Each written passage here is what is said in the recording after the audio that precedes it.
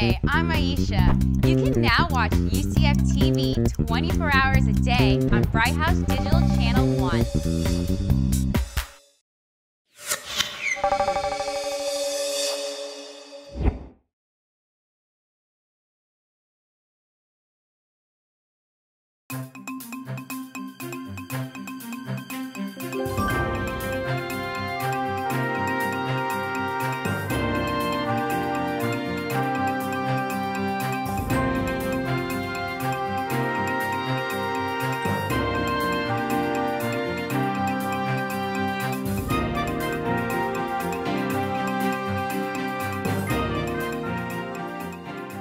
Welcome to the UCF Executive Briefing in the Florida High-Tech Corridor Series, ensuring America's science, math, and technology education and America's competitive challenges.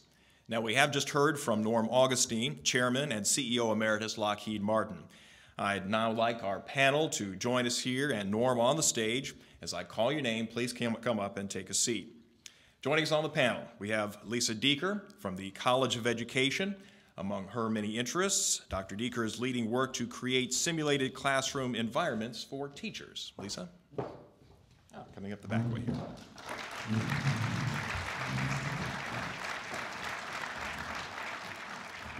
Michael Georgiopoulos of the College of Engineering and Computer Science.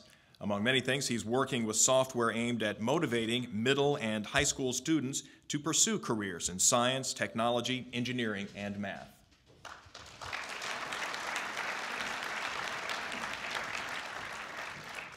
Ron Abbott, Executive Vice President of Lockheed Missiles and Fire Control. His challenge is to find enough highly qualified replacements for workers who retire or move on to other positions.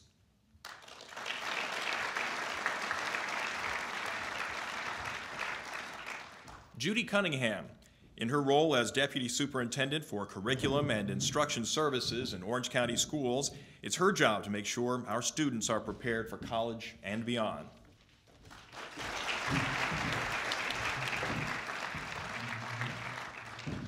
J. Greg Hansen. Greg is a 1987 UCF graduate and UCF's distinguished alumnus for 1996. He was the first Chief Information Officer for the United States Senate and now serves as Executive Vice President for Defense and Homeland Security at Criterion Systems.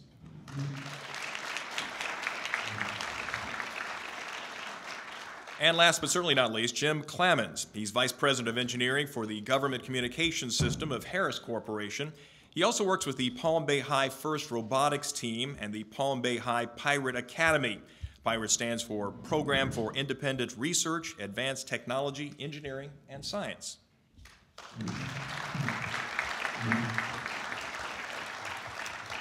Welcome to all of our participants, and I would like to remind the audience that questions are definitely encouraged. We have a microphone set up here in the center of the room. Feel free to queue up, and we'll get to your questions in turn as quickly as we can. And now we've also asked our panel to give a brief introduction or a statement, pretty much whatever they want to say, the elevator speech as we like to call it, just to get to know them a little bit better. And we're going to start in reverse order and start with Jim Clamens. Jim? Thank you. And I know this is a dangerous thing to do at UCF, but how about that football game last night? It kept a lot of the panel up pretty late, and we're trying to get over that. So I'm a Purdue graduate. I have my math degree, undergrad, and a computer science master's degree. Did that about 31 years ago, and I've been at Harris ever since then. Was a software engineer at Harris for about 7 years, and I've been in management since then. I am on several advisory boards through the universities at Purdue Computer Science, at FSU. I'm on a computer science board, and then the engineering board. Very engaged with the UCF and the work that Harris is partnering with at UCF. I'm also on an advisory board.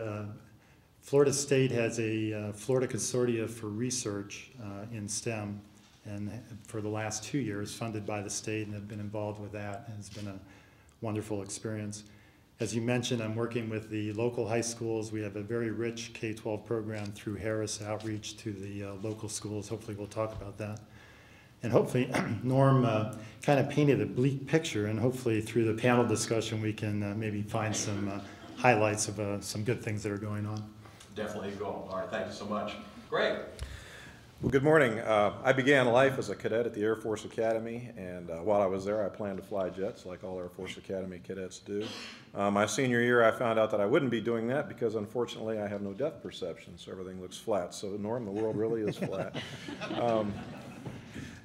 But I began to track in technology and telecommunications and information systems at that time.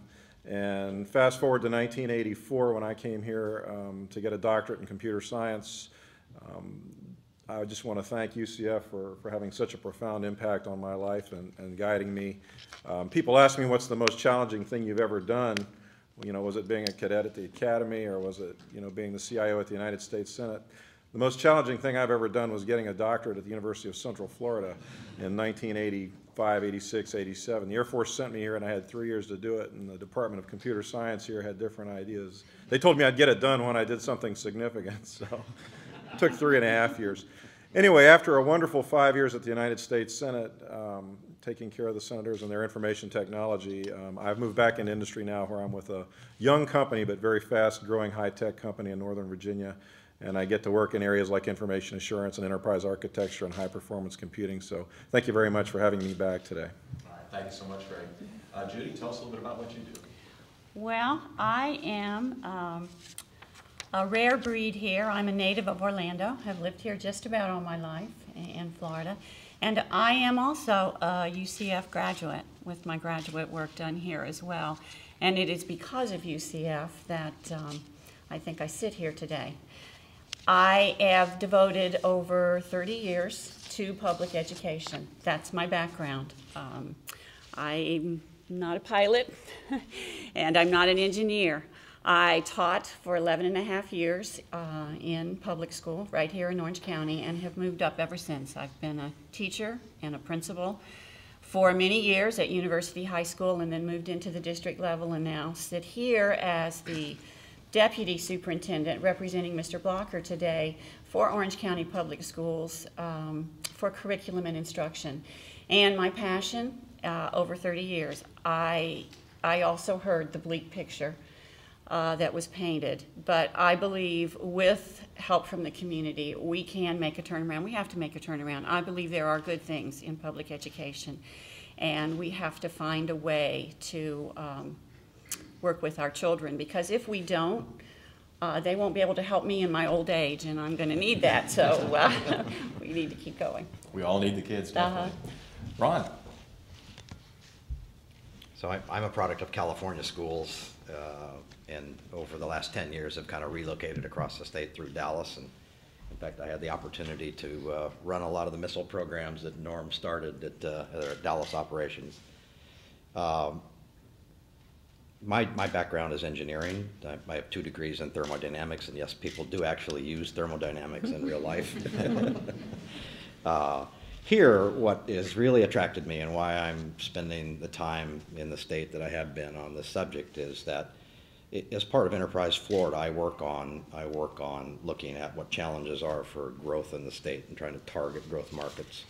And it became very clear over the last couple of years that to attract the types of industries we want into the state, knowledge-based industries, really driven by science and technology, that we have to have a talent workforce that can support the growth.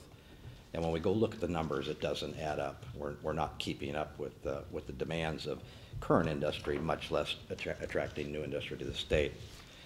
So over the last couple of years, we've really started to look at defining what the problem is, the need statements, and frankly, there's lots of data and information that support what the gap is and how the gap's growing in the out years. So I'm really trying to focus on getting away from defining the problem, which I think we've done an excellent job of, and rolling up the sleeves and trying to put solutions in place. And one of the things, hopefully, I'll talk about later on is the activities that I've got going on in a couple of areas, a lot with the university here through our scholarship program and aiding teachers in getting advanced degrees in teaching math and science, but also in the PRISM project, which the Florida High Tech Corridor is the sponsor for.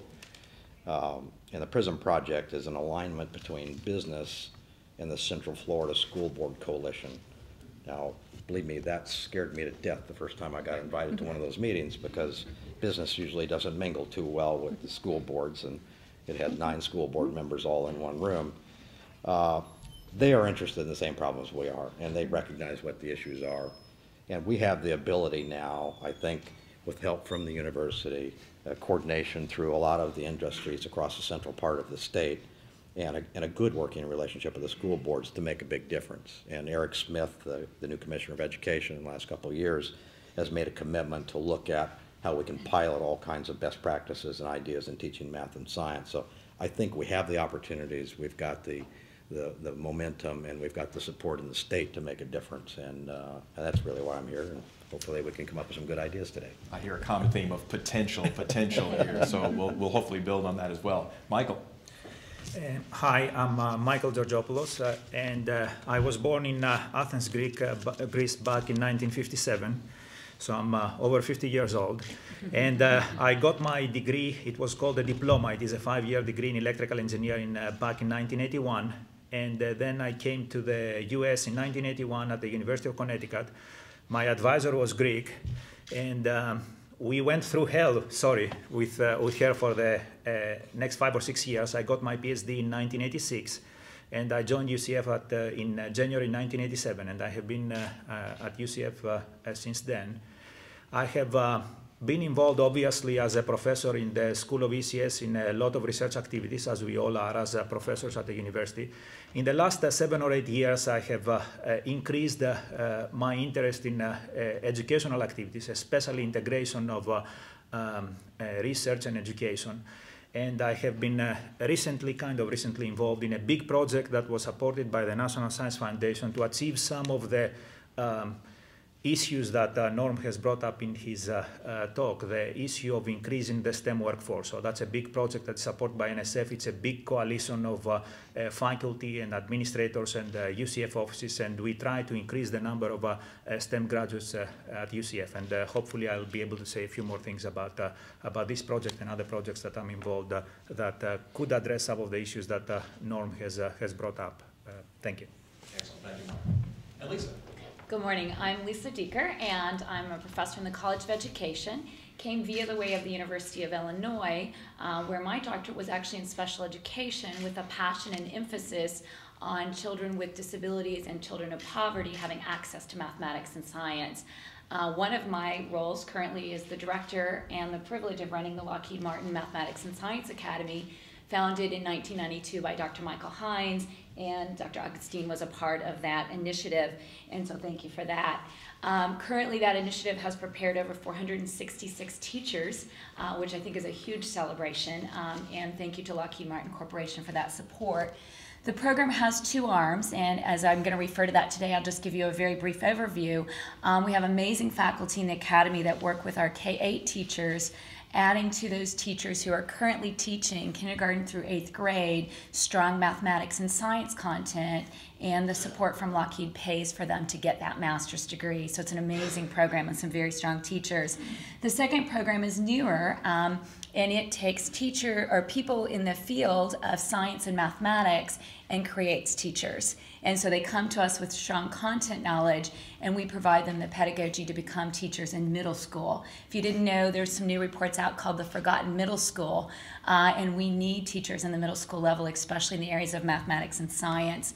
That, again, is funded by a second endowment from Lockheed Martin, as well as seed funding from Toyota and Boeing. And so my focus today is going to be on looking for innovative solutions and the need for partnerships between education and business to make that work. All right, thank you, Lisa. Well, as you can see, we've got a panel that really covers the gamut in education and business and technology and science. And so we're going to try and tap into this wonderful expertise we have up here on the panel. And again, we encourage you, if you have questions or even comments, to approach the microphone, and we'll get you in order. I would like to kick it off with Michael, if I could, and kind of incorporate some of what you've mentioned with the question that he posed to me. And that was, given the fact that some students that decide to pursue a STEM degree at colleges nationwide might not be well prepared for the rigors of math and science courses in their freshman year, what can the colleges do to assure their success in STEM? Does it take federal dollars, state dollars? Maybe we can get Judy Cunningham in on this as well. I think initially, and I want to say that the federal government is doing a number of things in terms of improving the K-12 education and then the education of students in college. For example, the grant that I mentioned to you, the STEP grant, Science, Technology, Engineering, and Mathematics Talent Expansion Program that we have here at UCF, its primary interest is to increase the STEM workforce. And we have to work with what we have. Until we reach the point where we can say that we have better educated students that enter the colleges as freshmen, we have to work with the freshmen that come to us. So in essence, I see an opportunity for the colleges to work with some of these freshman students and sophomore students, because these are the 2 years that are the most critical in the success of students in STEM education, so that we can increase their knowledge of math and science.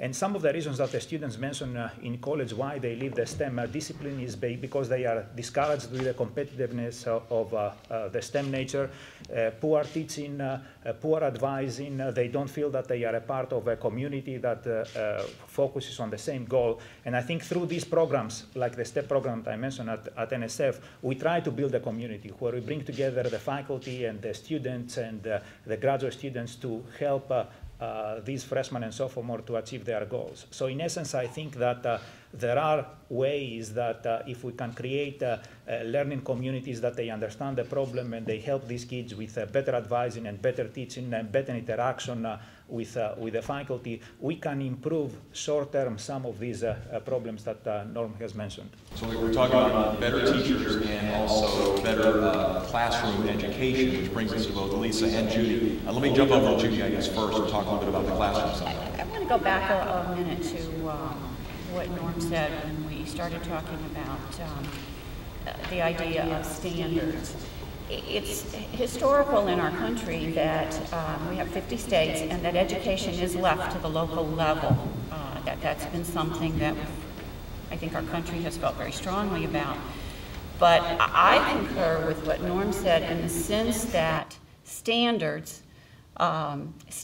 even if they were based on NAEP or along those lines, give us the framework as individual districts or individual states to develop a common language or a common level of where we want children to go. And I think that would be very helpful for us to have. And it doesn't take away the local control of how we develop our education, but it does give us that framework, that common language. So I wanted to chime in on that. I think it also gives us that consistent level of rigor that we would begin to see more standardized across our country, so that we don't have one group in Oregon kind of looking at things differently than maybe we do here in Orlando. I think we see lots of advantages to that. And I want to tie in a little bit about how students feel. There's two things that we have with education. We have to have teachers who are well trained with content. They have to know their content, and they have to know how to reach a very diverse group of students so that students feel like they understand why they're a part of the process and that they're supported as they go through that. Then I think as we get that relationship piece, then we can move kids along that spectrum to where they feel successful and they see the reason for the higher education. And I think both of those are critical.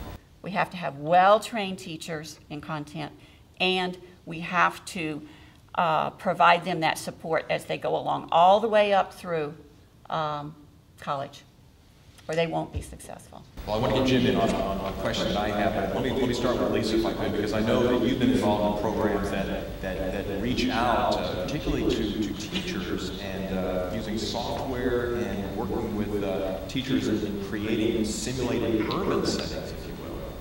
Well, and I think it really piggybacks on what Judy said and the need for consistency and standards. I think that teachers need both content and pedagogy. And I think if you look at the current structure of the Lockheed Martin UCF Academy, the KA program focuses on taking people who have good pedagogy and are ready to be great teachers in elementary school and adding content. And I think sometimes we forget that starting in middle school and high school is too late. Really, if we want kids to be in STEM careers, it needs to start in kindergarten. You need to believe, as a female, I can do math. And you never hear anyone say, well, I don't do reading. But you quite often hear people say, well, I'm not very good at math or science. And again, I think that mantra has to change in our country. So I think beginning there. The second thing then is taking someone like a TMAS teacher who has great content, but they don't have a clue how to be a teacher. I think one of my favorite experiences in my career was the teacher who said, well, I think I'll do well because I love kids. And I said, well, that'll get you through the first week. What are you going to do week 2? Because they may not love you back. And so, I think it's that fine line of, I know everything there is to know about mathematics and science, but I don't have a clue how to transfer that knowledge to a child in kindergarten or first and second grade. And then that becomes the last part, which is what you're referring to, is our virtual classroom or our Teach Me Lab, where we're starting to try to figure out in any context, and again, multiple contexts, how do you decouple those things in a virtual environment? How do we create worlds through innovative technologies where we can prepare teachers without putting kids at risk?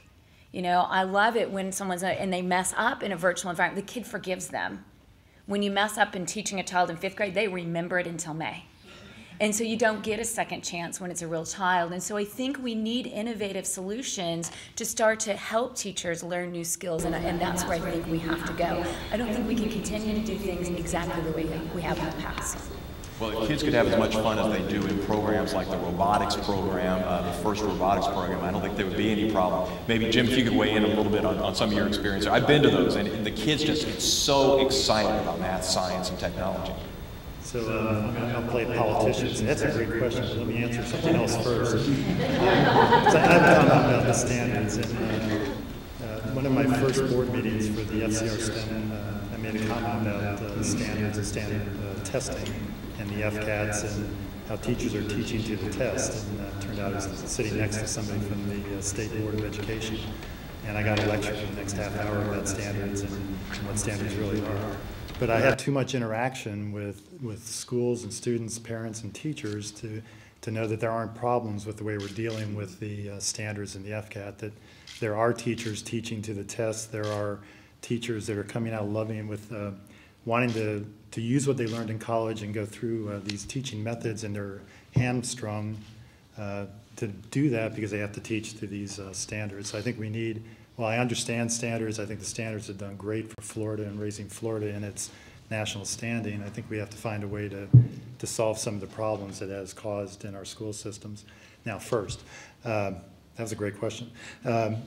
So I am involved in FIRST Robotics. It's one of the largest nationwide programs for STEM. It deals, if you're not familiar, FIRST is a robotics contest. The rules for this year's contest just came out over Christmas, and they have until middle of February to take the parts that they were given and the rules they were given and build a robot to go compete in national contests. It's had phenomenal success nationwide. Harris sponsors 8 teams locally in Brevard County. We have a superintendent that is very supportive of the program. And again, being a mathematician and engineer, I love numbers, so let me throw some numbers. There's 159,000 students have participated in the first contest. Just last year, 1,500 teams from 37,000 high schools participated. One of the concerns I have with these types of programs are what are the outcomes from them, and are we really looking at, yeah, we're putting money into FIRST, we're getting our kids involved, but are they going into engineering degrees? And this is one of the programs that has positive outcomes. If students that do participate in the FIRST program are actually going on into engineering fields. 41% of the kids that participated last year selected engineering as a major when they went on to college. So it's had very positive influence on getting kids into the schools. If you have a chance, the regional contest for FIRST is held at UCF over in the arena. It's an amazing event. I've had an opportunity to watch it from the stands and from the pits, and the innovation that these kids come up with to solve these game problems is just incredible, and they can rival some of the engineers that we have working on as hard problems. My challenge here is each question is stimulating numerous questions in my mind as well. So I want to try and spread the wealth here a little bit if I could, and jump over to Greg, and I want to get Ron involved also. Greg, you had the opportunity to work as the Chief Information Officer for the United States Senate. I know there's a joke here about it's probably easier to teach kids than it is to teach senators. So can you give us some ideas, what you learned there in the Senate? And the whole process, I mean, these are the guys at the top of the food chain when it comes to dollars that will get to our schools and get to our colleges. Are there things that perhaps you can give us in way of insight that you learned from working with these senators and trying to educate them about technology? Sure. First of all, I don't know about educating senators being more difficult than educating kids. I want to make a comment that's relevant to the other things we discussed first. The person in my house that has the most difficult, the most important job, in my opinion, is my wife, Linda. She's a preschool teacher. She teaches 4-year-olds. And we've been talking about education at the local level and who's responsible for education. I think it starts in the family, it starts at home, and it starts on day one. Wednesday morning when I was getting on the airplane, before getting on the airplane to come here, she and I were having a cup of coffee, and I said, so what are you going to do this morning with your class? And she was trying to figure out a way to make a rocket that with a balloon and a straw that runs across on a string, but she was teaching them about physics, 4-year-olds. And it occurred to me that it seems like we spend a lot of time talking about the passion that her kids have for science and for physics and for simple chemistry experiments that she does with them and mathematics. Kids seem to love that stuff, and they seem to be stimulated by it. Those are the best times she has in her class. And then we fast forward to, you know, kids in college participating in robotics projects and in developing simulations, Lisa, and some of the things.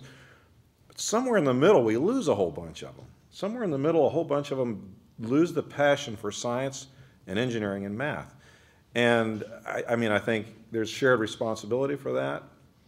But I think, and this may be the intractable problem, but really it begins at home, and it begins with, you know, the environment that we set up for our kids at home and kind of stimulating their, I think it's a natural passion that human beings, now I don't care if they're girls or boys, have for this stuff. So it's just a thought. I don't have a solution to that problem, but I think it's really a family thing and a thing that happens at home. Okay, so what about senators and technology and science? That was a really interesting job. I was responsible for the entire information infrastructure to support the Senate across the entire United States and up on Capitol Hill, and I was also responsible for emergency communications and emergency technologies, continuity of operations. You know, God forbid, in the event of an incident, you know, we might have to relocate the Senate, so the planning and the preparation and the technologies and systems that go with that. And I found that the most effective thing I could do was to, first of all, devise some sort of a coherent strategic plan that was broad enough that it would satisfy all of them, because when you're working for the Senate, you have 100 different customers. There's 100 of them, and each one of them is autonomous. A lot of people don't know this, but in the Senate, the senators own their data. In the rest of the world, we typically don't. When I was in the Air Force in another lifetime, the Air Force owned me, and they owned my intellectual property, and they owned my data, and they owned everything I did. Even the little black ink pen I carried around with me said property of the U.S. government. But in the Senate, it's not like that. The senators own their data. They actually own their own intellectual property. So a CIO at an enterprise level, supporting and serving all of them, doesn't have the luxury, you know, of arbitrarily making decisions and policies that affect all of them with regards to things like information security, or which technologies they'll use, or even which brand of laptops they're going to buy. So there's a challenge there. So for me, I found the most effective way to deal with that challenge was to communicate, and lots of outreach, constant two-way communication with them, and even more importantly, with their staffs. The Senate consists of about somewhere between 8,000 and 10,000 folks when you take them and their staffs and their offices across the United States. And so effective communications with them about emerging technologies, ways we could help them, services we could provide them, and a strategic plan that covered, you know, basic things of interest to them that would allow them to communicate, would allow them to analyze data, would allow them to do legislation, which is their primary job, and allow them to serve their customers, which, oh, by the way, are us, was the most effective thing I could do. So we had a real robust customer outreach program, I called it, which started with the strategic planning initiative and process, which I included them in. Actually involved them through web technologies and the development of that plan. Everything from websites and blogs to get input from them and to communicate with them, all the way down to a series of high technology conferences that we started when I was there, and we did 2 a year, and each conference would have a theme, and the entire Senate, their senators and their staffs, and were all invited, and we'd have it in a big auditorium like this, and each one would have a theme and focus on something of currency and importance at the time. So we would do technology conferences on things like information assurance, web technologies, Web 2.0, emergency communications, the future of the desktop, all these kinds of things.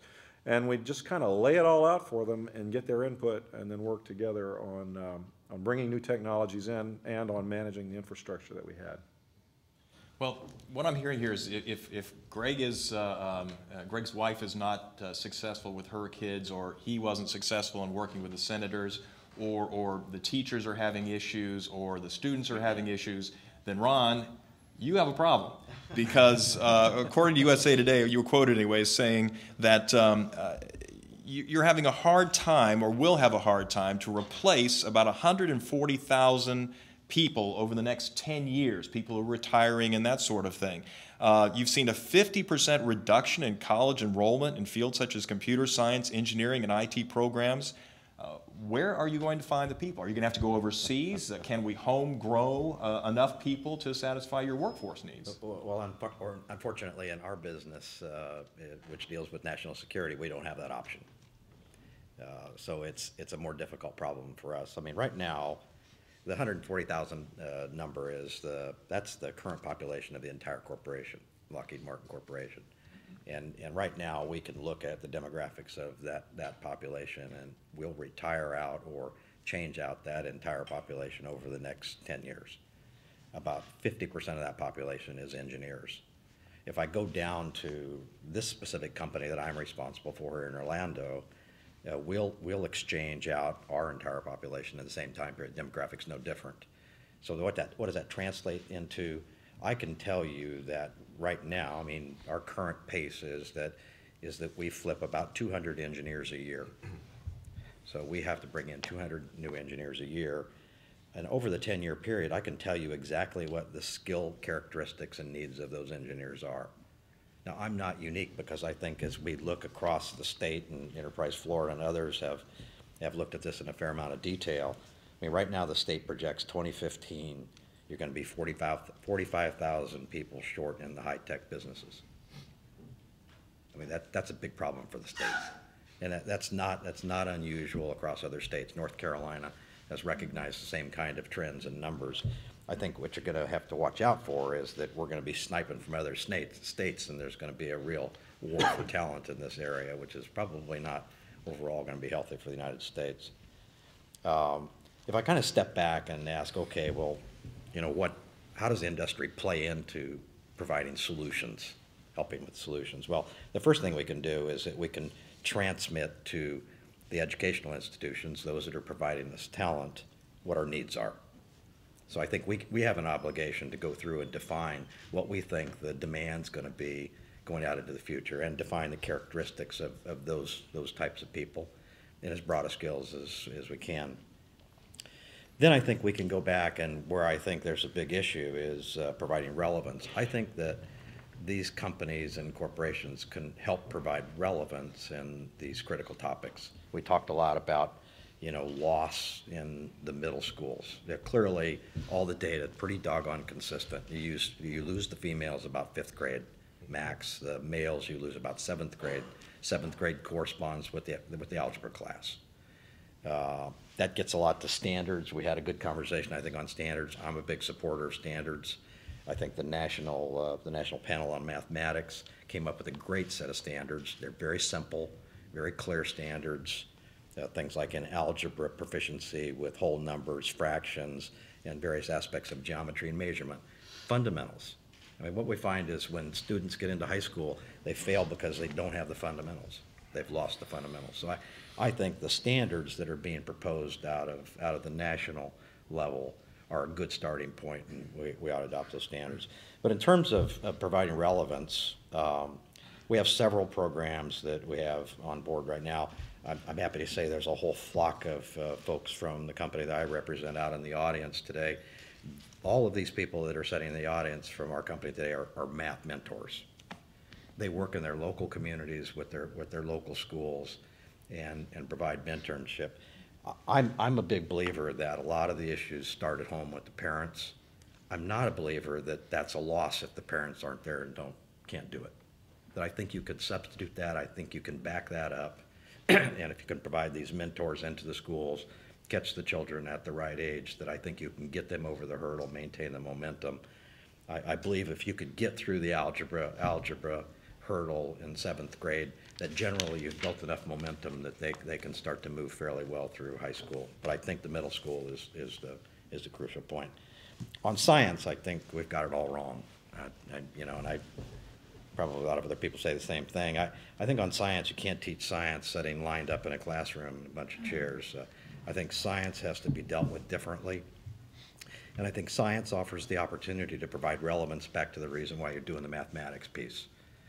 I think programs like FIRST Robotics, a lot of the outside extracurricular activities, all are pieces that add relevance. One of the things that we're trying to do is we have a program that we started in the last couple of years across the corporation called Engineers in the Classroom, where we actually have curricula that engineers can take in and work with the local schools and do demonstrations in the classroom. It builds a relationship between the engineer and the teacher that can be used after that time period and on out in the future. We're doing intern programs for teachers now in the summer, middle and elementary school teachers. They can take that kind of relevance and learning back into the classroom. They can take engineers that they work with in the company back into the classroom. Next year, we'll start a program for interns for juniors in high school. Pretty unusual move for our kind of company.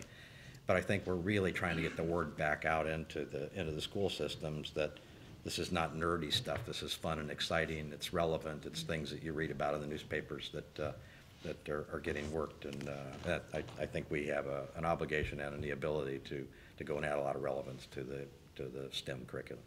Can I comment on that? Sure, go ahead. I'd just like to add to something to the discussion around standards and things. Why would anybody opt to study engineering when you can make the same amount of money in 24 seconds doing what Howard Stern does, or in 5 minutes doing what Kobe Bryant does? Studying engineering and science and math and technology is hard. It's hard. And the root, I think at the root of learning these things is basically a strong sense of discipline. So as we talk about standards and requirements and things, I would just hope that, in an effort to make more engineers, we don't compromise on our standards and the level of discipline required to really learn this stuff in order to create more engineers. I get a little bit concerned when I see some of the trends in terms of, now I'll put my industry hat on, in terms of folks who come and sit down on the other side of my desk and they're looking for jobs, on software engineering teams or in some sort of a data collaboration project or in helping build a high-performance computer. And the resume says one thing, and then when I meet them, it's like, this is not the person on the resume. And it turns out they went to a school that, didn't really enforce strong engineering standards and methods. And it turns out you learn when they're interviewing with you that they didn't really learn anything there. And so I think we need to be really careful about, not compromising our standards.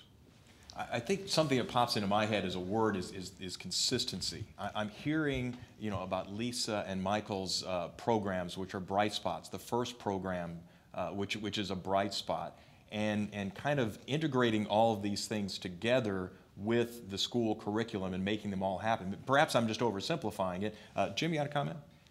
Yeah, I'm not sure where you were heading, but I wanted to amplify what Ron was saying, that we have the same problem. The business we're in is also defense business. We have to get our homegrown engineers.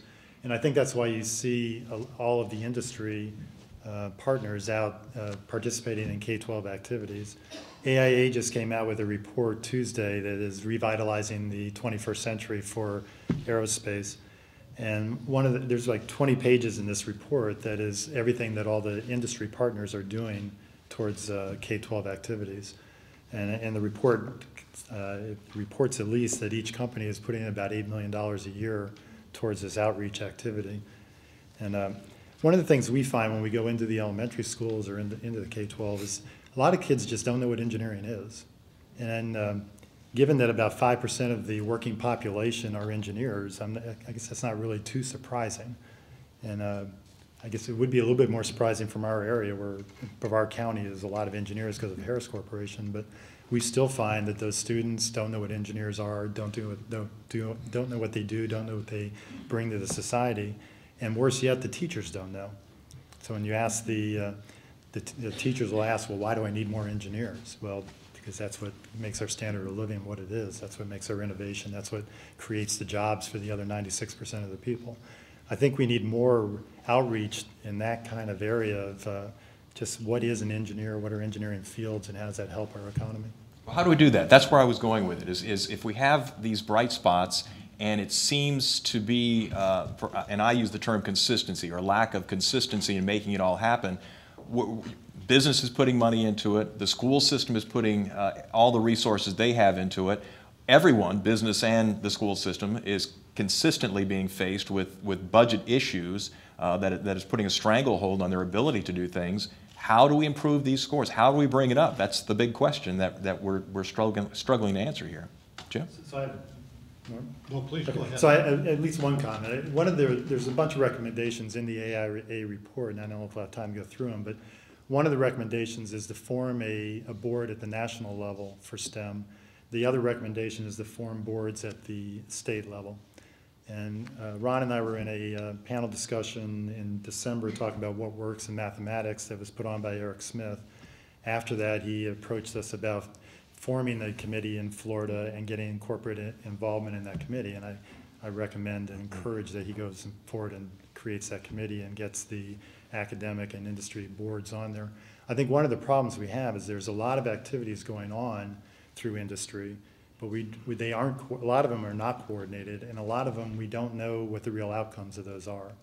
So we don't know, if I go into a school and do a presentation, am I encouraging kids to go into engineering, or am I discouraging them because, well, that's a geek, I don't want to do that. and I'd like to concentrate my money and concentrate all of our efforts on what are the things that work, and how can we band together and go do those things that work. I saw Judy shaking her head. Let me get to Norm first, because he was next in line. Well, I was just going to say that I think this is an issue that has to be addressed both top-down and bottom-up. Top-down, the federal government, I previously said what I thought it might do. Bottom-up, there are just so many opportunities. As I travel around the country and visit schools, I've visited a number of schools really throughout the country that are doing amazing things, truly amazing things. And what we need to do is replicate those things, as you say, around throughout the country. And we could do it voluntarily. In the state of Maryland, we have formed a Maryland Business Roundtable for Education that has leaders of the corporations and law firms and so on in the state. Incidentally, when we formed it, we made one of the requirements for membership that you would teach one day in a public school in our state. And I taught fourth grade science and eighth grade math. It was the most terrifying day of my life. I mean, you don't know how hard it is to do that until you've done it. I just did it one day. And the kids, they'll say, this is boring, let's go out of the playground right in the middle of your talk. And it's sobering. That by chance, that same evening, I was giving a lecture at the Harvard Business School. That was a breeze compared to these kids. So I take my hat off to teachers. They've got one of the toughest jobs in the world. But there are any number of pockets that are growing up from the bottom to bring some of these things about. I'll mention just one I'm familiar with. There's an organization that went out and raised some money. ExxonMobil gave us $125 million. And Dell gave us money, and Gates gave us money, and so on. We've got a couple $100 million that we're using just for that purpose, to take things that have worked somewhere and to go out and we run competitions. It's done in a very business-like fashion. We sign contracts. We have milestones. We have measurements. And we're replicating these things around the country. So it's kind of, you throw the pebble in the lake and it begins to expand. And I think we're just now beginning to catch on, and this bottoms-up effort I think will be more important in the end than the top-down one. Michael, you had your hand raised, but we've got a guest in the mic. Can I jump over there just to make sure, because I was blinded by the lights and didn't realize, I believe it's Ron England standing there. Ron? In the higher education system, competition is pervasive. Getting in as a faculty member, going through the tenure process, the competition between individual universities, fighting for the best students at the undergraduate and graduate levels is all about competition. I think, and then you look at the statistics of what you see about what happens at the K-12 level and what actually goes on at the K-12 level, it's pretty obvious that, and looking at it, that there really isn't that level of competition or something to spur that high level of excellence that you need to get that you see in this. So my question is, are there any efforts to try to introduce this type of environment in the K-12 arena that will actually try to spur this type? That's what spurs innovation. You know, if you compete against somebody else, every company, every person, you compete to be better because of the competition around you.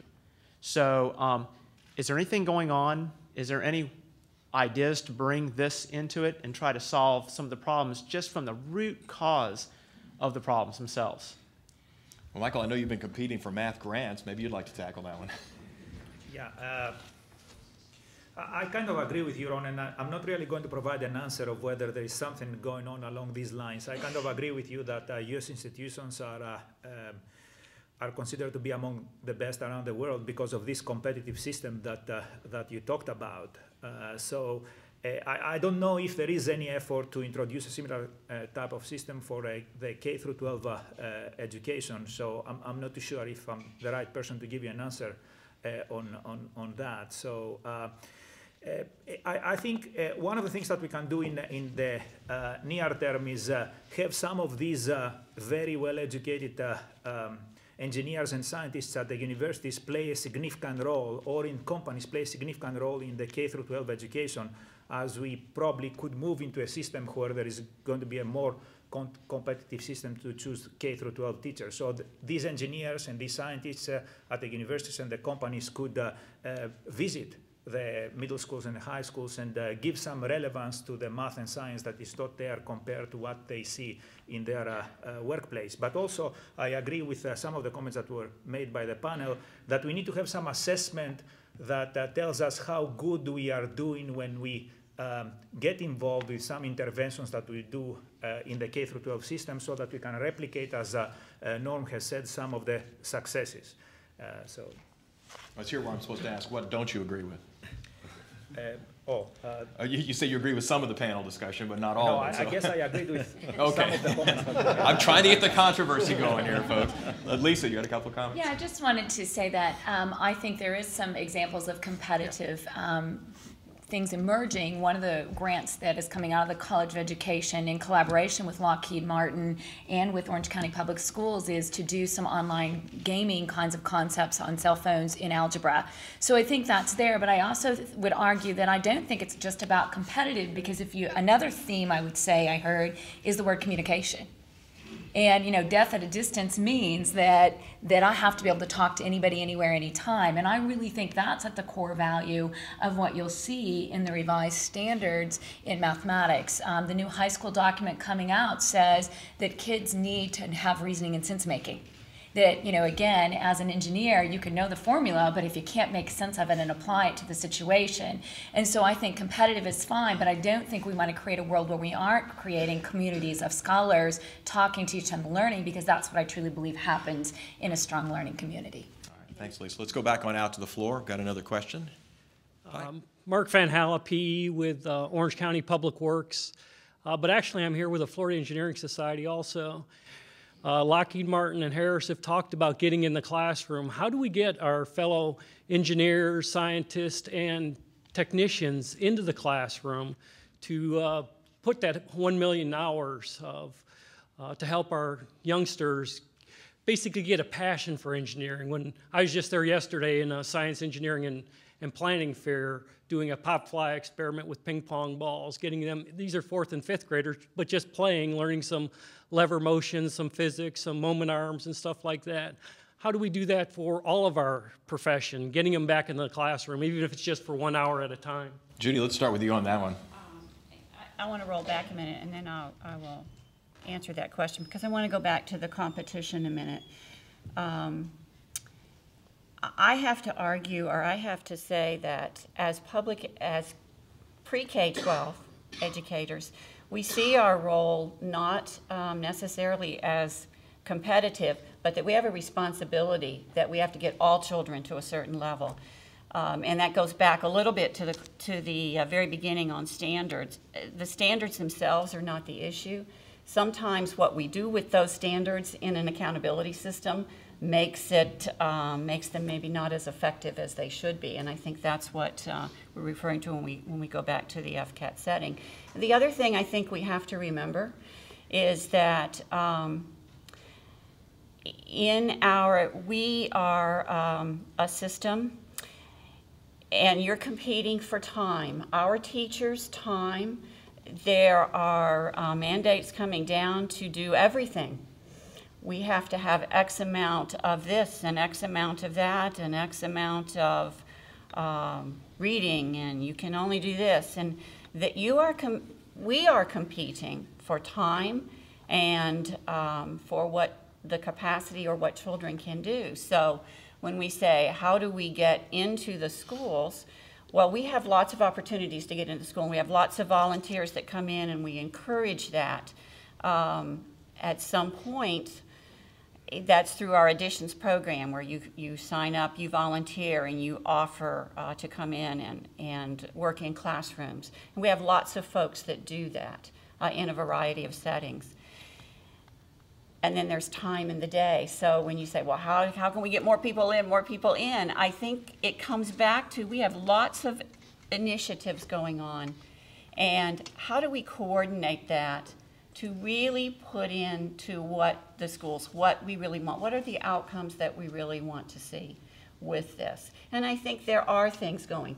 The partnerships that we have with Lockheed Martin. As a principal, I took those teachers who were Lockheed Martin scholars because I wanted them, because I knew what they brought into the classroom. That's been around a long time.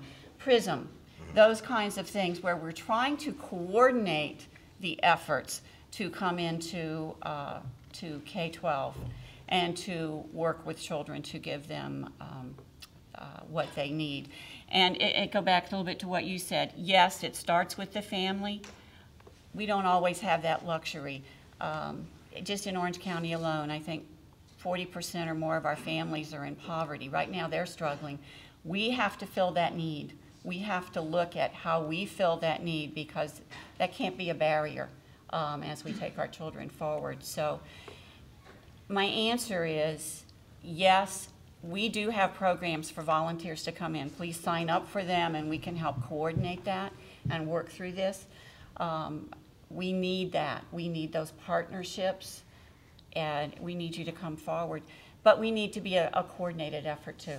We need to be a coordinated effort, because we have lots of things that we're told have to come forward for our children. Perhaps a national coordinated effort. Jim, you had your hand raised there. Yeah, just a little more direct answer. We take, we have a program where we got SNAP kits, which are, you build circuits. And we offer to take that out with 4 or 5 engineers to go do a classroom session with them. And typically we put out the notice that we're available, and the next day we'll have 40 responses from the different schools in the area. I want you to come tomorrow. So what I have found is, to answer the question, is ask, and there is a huge response that says, yes, please come into my classroom. And then we'll get back to the floor. Can I just say one more thing?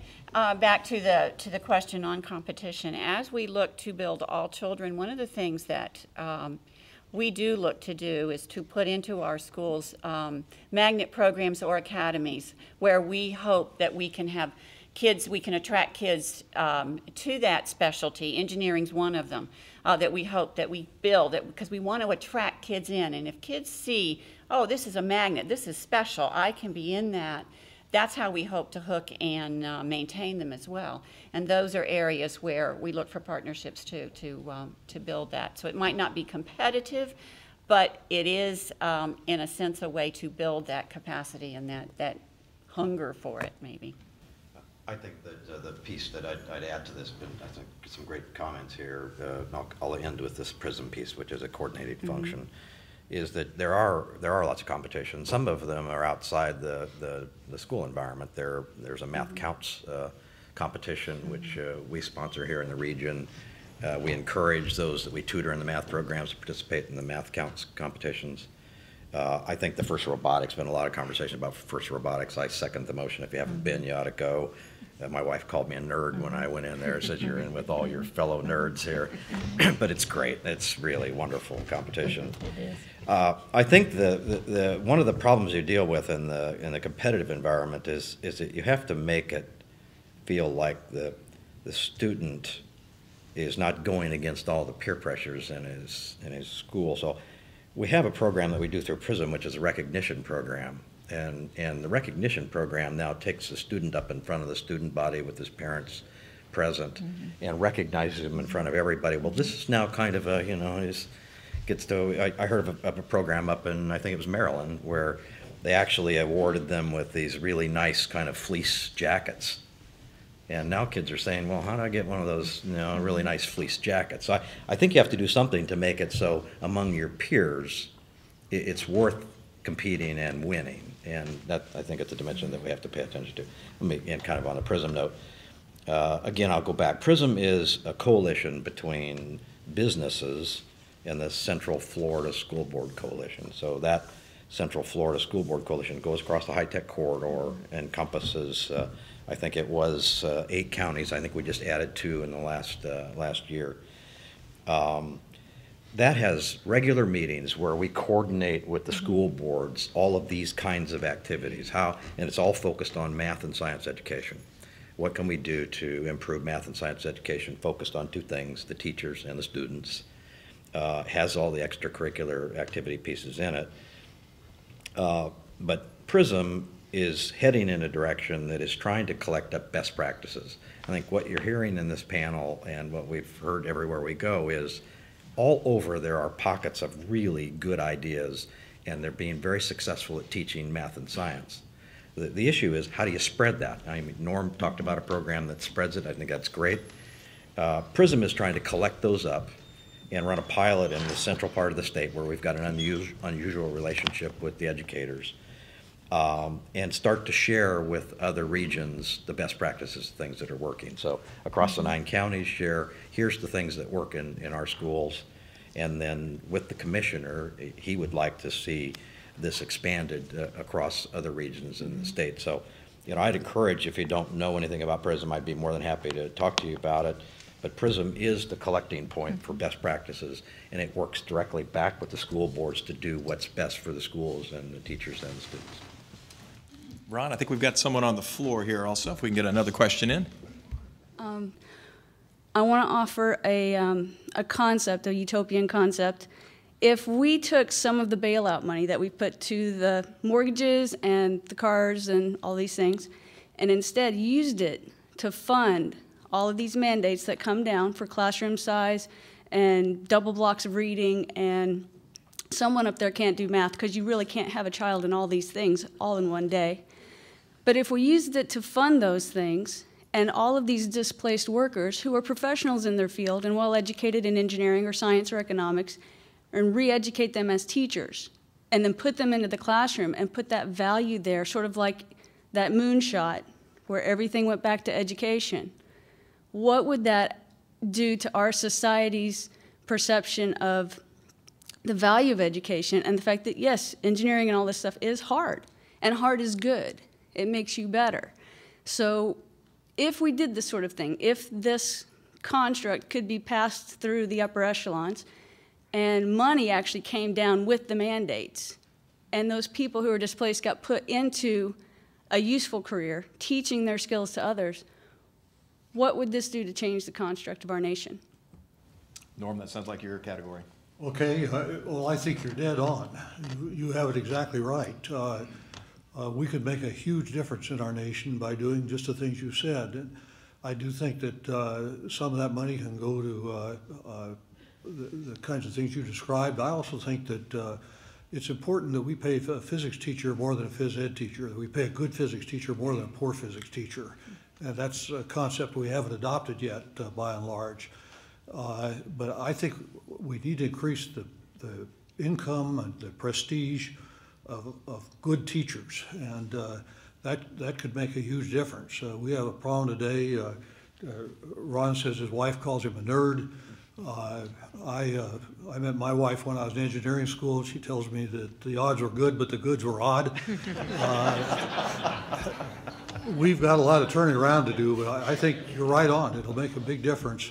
And what you described is just exactly what some of us are trying to do. I spent day before yesterday, testifying in Washington before a group of about 140 representatives from the House of Representatives to do the sort of thing you described.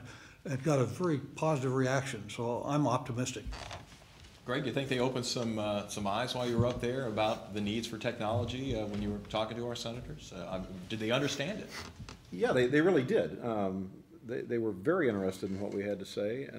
We always got good turnouts, and you know, the senators run the gamut from being, you know, very tech savvy to less tech savvy, but they all kept their staffs engaged. And I actually had the good fortune of working under a majority leader who was very interested in technology. He happened to be one of our nation's leading heart surgeons and an individual from the medical profession, Bill Frist. And he was a very strong proponent of technology. He's the gentleman that brought me there. So yeah, I think the answer to that is yes. Let's go back out to the floor. We've got another gentleman here with a question, I believe. Do you believe that if we connect the brains and innovative ideas of millions of students of more than 4,000 institutions of higher education with our entrepreneurial private sector, our federal government infrastructure, and the tireless American workforce, if we are capable of uniting these forces, do you believe that we can create an ambitious project and challenging project as NASA was in its time? A new endeavor which, among other important needs, will aim to solve our energy dependency dilemma and doing so achieve our ultimate goal, the survival and prevalence of American society through 21st century and beyond. If you do believe we can do it, what do you suggest our first step should be? Well, you make a lot of very good points, and but the kernel, as I interpret your question, would be we've seen the impact that you can have through the space program. For example, I would have cited 1957 when Sputnik was launched as a turning point as well. When you recall, we woke up just as the situation we face today, that our education system wasn't very good. We weren't investing in research and so on. And we did something about it. And we saw that burst that you described in various statistics. Today, I think I happen to agree with you that we have an opportunity to have the equivalent to an Apollo program or a Manhattan program today. As a matter of fact, the National Academy's report is framed around having a centerpiece effort. And that centerpiece effort is to provide energy assurance. And I don't use the word independence because I don't think that's quite possible, but provide energy assurance to our country, clean energy at a reasonable cost. And by focusing on science and engineering and math, putting adequate resources into that, an Apollo-type program, I do think that we can, over time, and it will take time, not only greatly help our educational system, our overall competitiveness, but I think we need a centerpiece, and that centerpiece, in my mind, is indeed energy assurance. Thank you, Norm. Just to mark, we've got a couple of panelists who are going to have to leave at some point during the course of things. So if you would be so kind, just to keep your question as short and succinct as possible. That way we can get as many questions and answers in as possible. My sense of it is that the root cause of a lot of these problems is not really the education system as much as a cultural problem. We've had a shift in our values, I think, since the 60s. When I was growing up, the American hero was the entrepreneur or the inventor, you know, the Thomas Edison, the Henry Ford. And then I think somewhere around the 80s, it seemed to shift to the American hero becoming the guy that got rich quick. It's like Norm said, in Russia, the engineer gets the girl, but I think here the investment banker gets the girl. So I think we're suffering from a lack of motivation. Kids, you know, there is a high barrier of entry to getting into the STEM subjects. It's very difficult. You have to be a bit of a masochist. but there's no motivation. What's the reward? And so my question to all of you is, how do we change our cultural values back to something that puts some glory back into STEM? Wow, who will start there, Greg? I've got a comment about that. It might be a little bit off the wall, but this is something that I've learned being a parent and raising a couple of kids that have done okay. It occurs to me that something that runs through our culture pretty strongly now, and that's kind of receives a lot of emphasis, is music. And it also occurs to me that music is mathematics, or it's very closely related to mathematics. And it also turns out that kids love learning music and doing music. They seem to want to naturally do that at an early age as well. I think if at home, one of the ways we could maybe help foster this at home and kind of do this to our kids without them even knowing it, is to insist that they learn a little bit of music. Because I think they're learning two things when they do that. They're learning math, and they don't even know it. And they're also learning, I think, one of the two universal languages, which I believe are math and music. It doesn't matter where you go, you can understand math and you can understand music. Lisa, maybe you could weigh in on some of this. Well, I would just add that, there's an interesting statement. Hippocrates said that the death of our society is the youth of today, and I think we're still here. So it's an interesting theme, because I think each generation says, I wish this generation. I think one of the things we have is we have a digital divide going on right now. We have a teaching force that are not digital natives, and they're digital immigrants, and they're trying to motivate a society that believes, if you haven't seen the Kaiser report in 2005, says the children they're teaching are Generation M, which stands for multimedia multitaskers. They expect to be using their cell phone, watching TV, talking to someone at the same time. And so I think we have two things going on here. We have a teaching force that is trying really hard to keep up, but now asks me to learn every standard in the United States and to keep up with the changing technology and the youth of today. And we have a group of students who are resistant to say, please let me learn the way I like to learn. And I think many of us learn by sitting in a room, door closed, quiet, no iPod, no TV on, but that's not the way we're finding the brain is wired to learn. And so I think there's this gap still going on between what we expect for children to change and the way our teachers have to be prepared to teach this population. And I think that's been true over and over and over again, but it's one I think we have to recognize. And then one last comment related to that. I really want to reemphasize that need to elevate teaching. I think the day this country will have arrived when someone like Norm, who said, gosh, I did it one day, said not even be willing to do it for 43 hours for $1,000. And so I think we really still have that gap between, gosh, Lisa, you're so patient and kind to be teachers. I am not patient at all. And I don't do teaching because I love it, but I do it because I see the growth of children and the change. And yes, I would love to see our teachers paid more, but I think it is still a struggle that there is a hierarchy there that says, please do and learn 9 million new things every day of your life, but please do it for the least amount of pay of anything in our country. So I think those are some of the issues we have to address. Ron? Yeah, I'd make a couple comments maybe from another dimension. Is one on the engineering profession. Yeah, it is hard. But there was from SMU, the dean of engineering at SMU had a group of young high school students in a setting, and he asked them, how many of you would like to invent a new solution to the energy problem? And everybody raised their hand.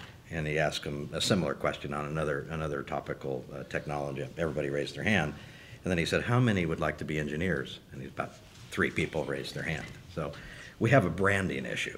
We clearly have a branding issue on what this is about. I think all these programs we talked about getting engineers into the classroom, intern programs, exposing teachers to what engineers are, all of those kinds of things help to rebrand.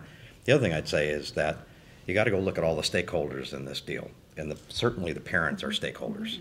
And when it comes to making choices on where their children are going to go in education, they don't know all the facts. So I think we have to get out and educate the parents. First thing I did, and I was in a setting not too long ago, and Secretary of State Browning was sitting next to me. Unfortunately, he always gets the chair next to me at Enterprise Florida, and I always bend his ear. And we were talking about this, and he was kind of sort of interested, and we finally got to the point of salary. And I said, you know what our starting salary on an engineer is for a 4-year degree? And he said, no, I don't know. And he says, well, I said, right now it's $61,000. our average salary for engineers in our company here is over $100,000. That's average across our entire engineering population. The average starting salary for a lawyer, and I'm not picking on lawyers, is $47,000. So there is a monetary aspect to this, and it does pay. The last thing I'd say is that if you go down and you're successful at these programs, and especially K-8, in your science programs, the most positive outcome is where the student goes through the little demonstration and you get to the end and they say, wow, that was a lot of fun, but I didn't know that was science. So I think that we've got an obligation to go ahead and rebrand this whole science and mathematics, and it starts with all the stakeholders and with the students as well. And I think we have an obligation to go fix that problem. Judy? I want to say that we have to change our heroes for kids. We have to show them we have a generation of children that want to make a difference. We're seeing that. They want to make a difference, I think, in the right way. They realize that the environment needs help. They realize that they need to make a difference, but they don't know how. And I was going to concur with Ron. Branding is a problem. We do lots of bringing activities in that are fun for kids, and they say, oh, yeah, oh, okay, I like this. But we don't connect the dots as to why we do that. What's the outcome? What can you do with this? What is an engineer? We don't know. We don't know. We don't know why that would make a difference in the world. And I think you have a group, that digital divide, that's huge. That's huge. Our teachers are, yeah, I'm part of that. I'm probably a digital immigrant, and these kids are coming wired differently. But what we're seeing is they do want to make a difference. They're there. We just have to do a better job of showing them why this is important. And we do have to change their heroes. They're heroes from the media. They are not necessarily my heroes. So, we do that. You need to be the heroes. Michael, you had your hand raised, and then Norm will ask you if you'll kind of wrap things up for us. We'll wrap it at a time. I agree with what was said, and I think it's important for us to understand this digital divide and find a way to communicate with the younger generation through the media that they understand, like the music and the video games and so forth. But it's important to know also that once the interest is raised, they have to spend the time, and they have to do the hard work. They have to do what Lisa mentioned. They have to stay in their room for 2 or 3 hours studying the math and so forth. So things are not easy beyond a certain point. So this, once we raise the interest, there needs to be a point when they have to understand that they need to spend the time and they need to do the hard work so that they can achieve what they are aspiring for.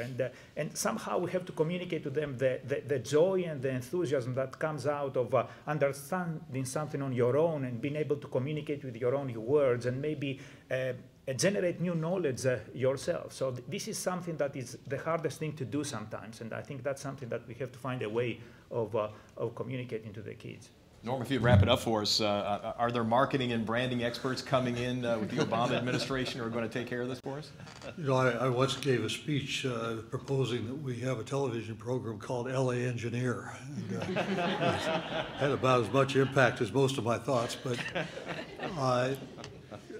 to the last questioner's issue of culture, in my experience, the hardest thing to change is culture. And I learned in doing mergers and acquisitions, putting companies together, it's not financial issues that trouble you or geography or anything, it's culture. Companies have different cultures, people have different cultures, generations have different cultures. I grew up in a generation where most of the parents, including mine, never had the chance to get very much education, but boy, they knew education was important. They knew that was the key to your life, and they conveyed that to my generation. Today, I think we have a situation that frankly is somewhat different. We have a lot of single parents who hold down 1 or 2 jobs. They're working so hard, they don't have a lot of time. And so we need to find some ways to help them. We talked about mentoring, someone raised that. That's a great way to help. There are other things we can do to help those parents. The young kids I see are terrific, and they do want to make a contribution. But by fourth grade, we by and large have turned them off on math and science. As a matter of fact, just to quote, I like statistics too, I'm an engineer. Take 1,000 first graders, by the time they're in fourth grade, 650 of them will be at the point that they don't have much chance in the future of ever being proficient in mathematics. So you've kind of lost them by fourth grade. You get a father who tells their daughter, well, girls don't do math, or girls don't do engineering.